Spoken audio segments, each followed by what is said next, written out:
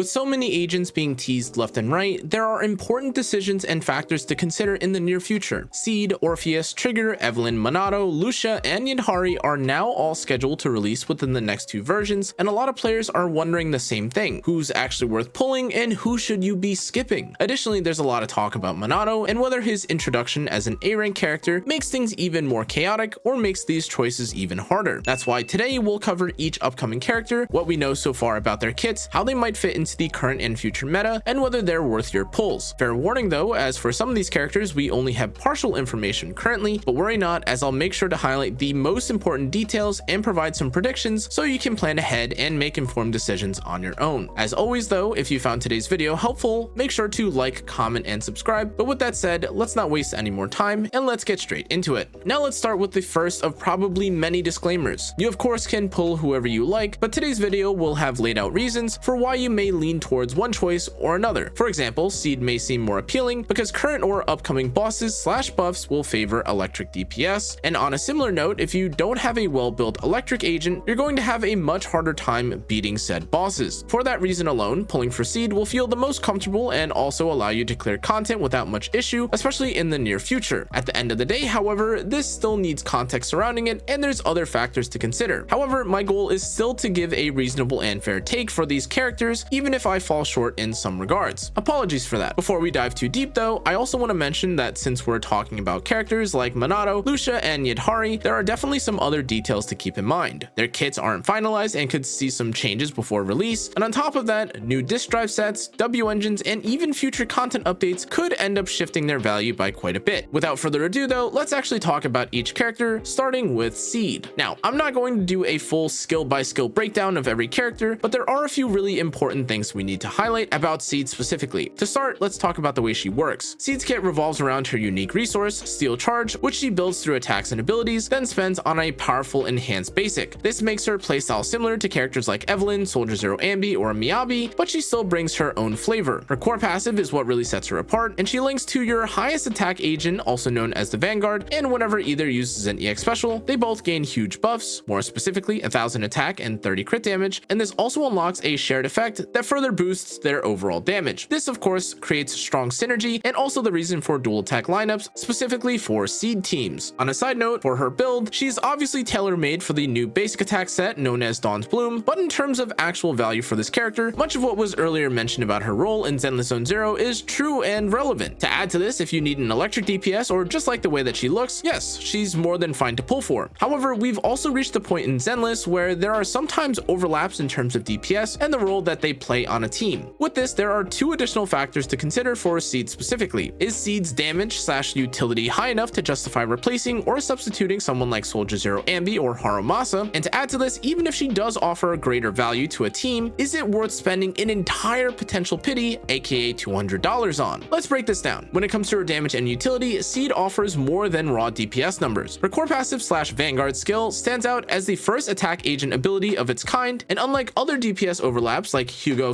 / Ellen or Ambi / Harumasa, Seed's ability to pair with and enhance future attack agents could actually cement itself as a valuable tool for any characters that release in later patches. As for pity value, there's really no one singular answer to this. Some players will always pull if a unit provides more damage or smoother gameplay, like choosing Seed over Harumasa if you don't like Harumasa's gameplay, but it's also just as valid to argue that spending up to $200 worth of pity for a slightly easier time playing a character or a marginally stronger upgrade really isn't worth it. On top of this, there's also the question of whether it's worth pulling a character simply to clear content that's clearly designed with them in mind, and from my perspective, observable clears of the Miasmic Fiend with Piper and Jane show that you don't always need the newest release like with Alice. Now, at least from what we've also seen thus far, characters like Alice or Hugo can also be skipped if alternatives exist, but in Seed's case, the only real electric attack alternative is Ambi, who you're actually more likely to end up using alongside Seed. As for other options, Anton and Harumasa are both harder to play and also underperform at the same time. Now, with all this, I would actually feel worse about skipping Seed than I did about skipping Alice, especially when it comes to making other characters strong. Now let's talk about whether Orpheus and Magus, however, are worth pulling for. At their core, this is an aftershock focused DPS who bring a lot more to the table than just raw damage. Their core passive not only gives them big crit and aftershock multipliers, but it also introduces their special resource, Bottled Heat. This leads to a loop where they ramp up firepower, parry incoming hits, and then finish with a flashy EX special. On top of this, every time that they use use their EX or ultimate, the whole squad gains a team-wide attack buff. But this now leads us to her pull value. Similar to Seed, if you want a DPS who also has value as a semi-team buffer, Orpheus and Magus are definitely worth considering. Where they differ though is in their roles. Unlike Seed or other main field DPS, Orpheus and Magus lean more towards the sub DPS buffer as opposed to a DPS with a sub buffing role. To add to this, while recent teasers have suggested that Seed and Orpheus should be paired together, Orpheus's ability to further enhance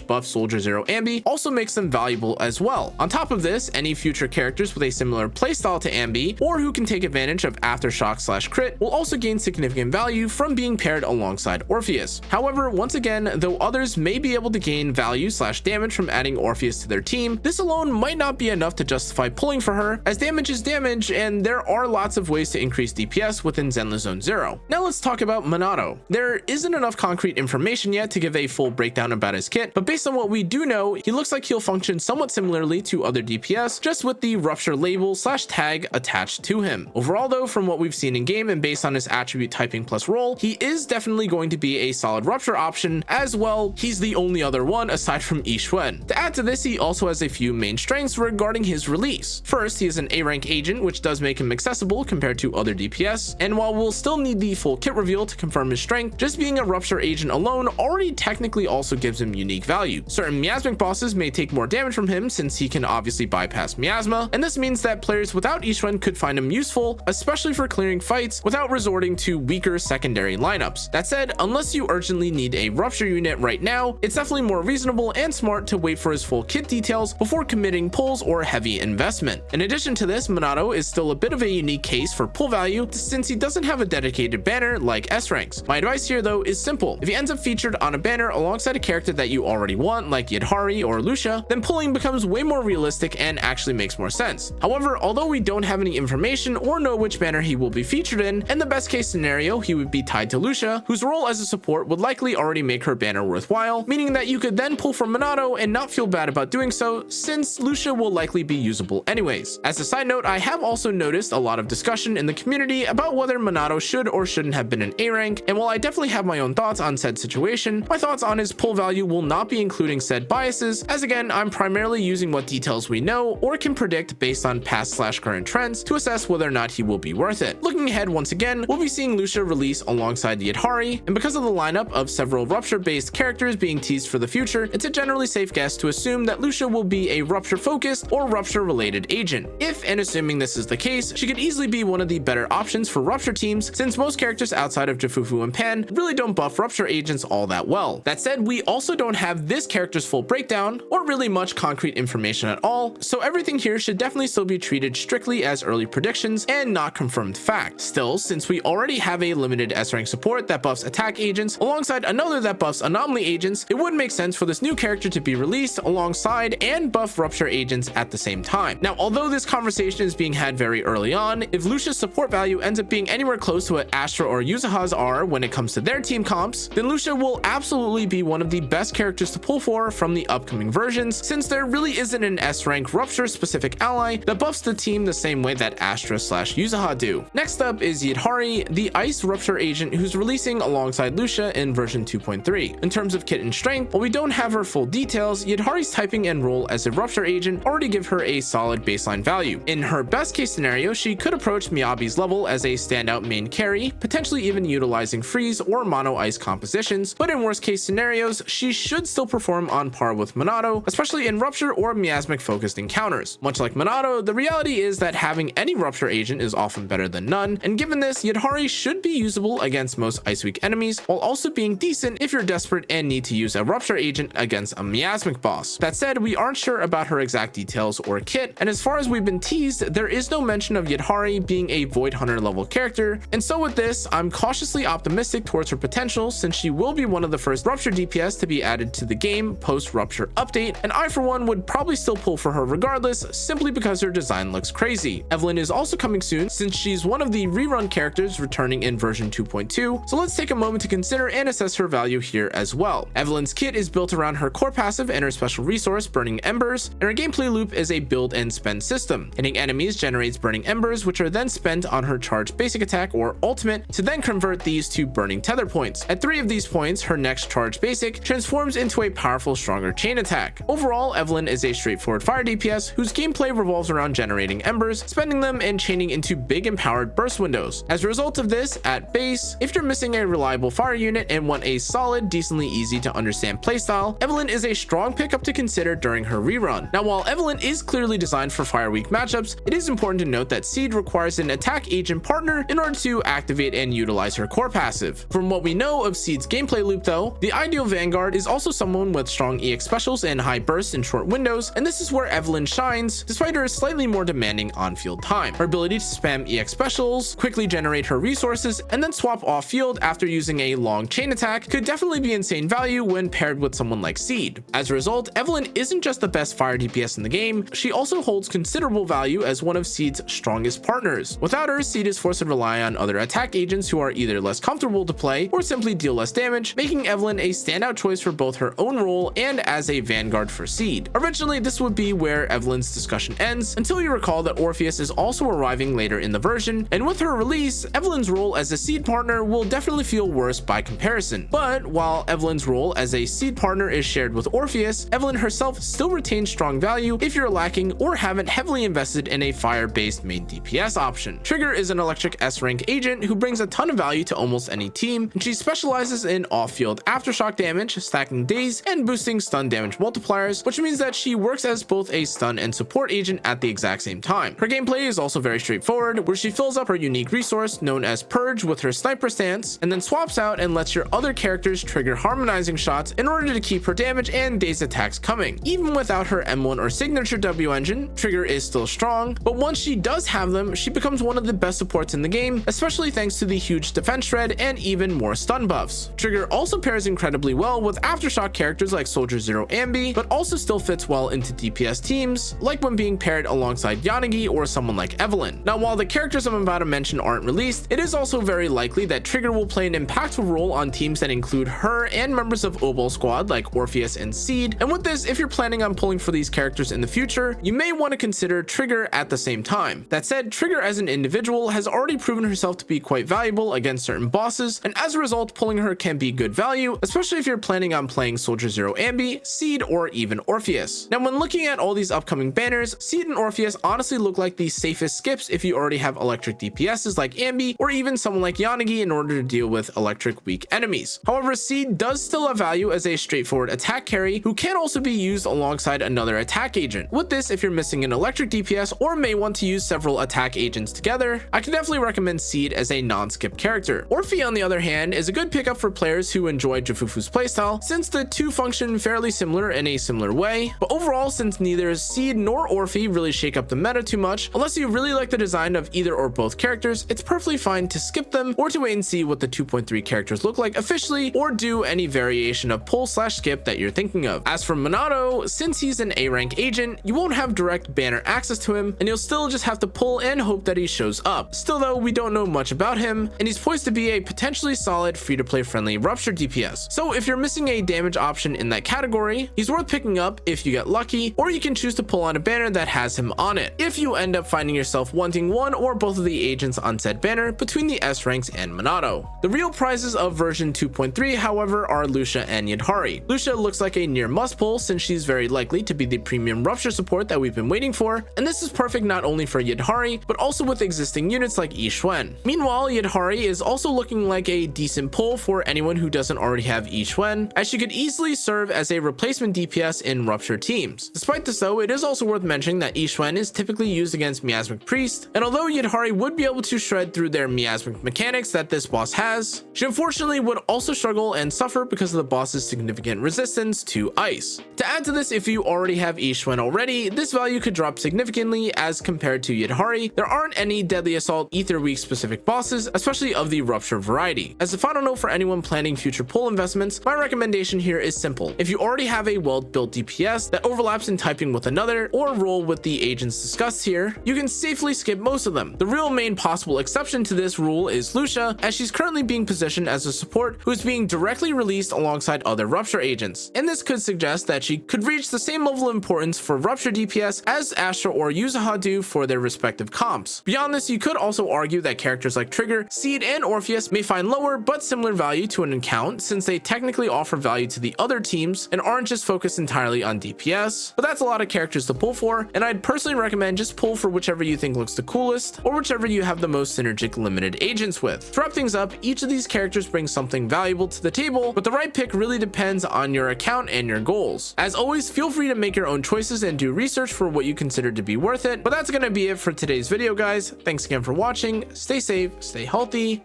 good night.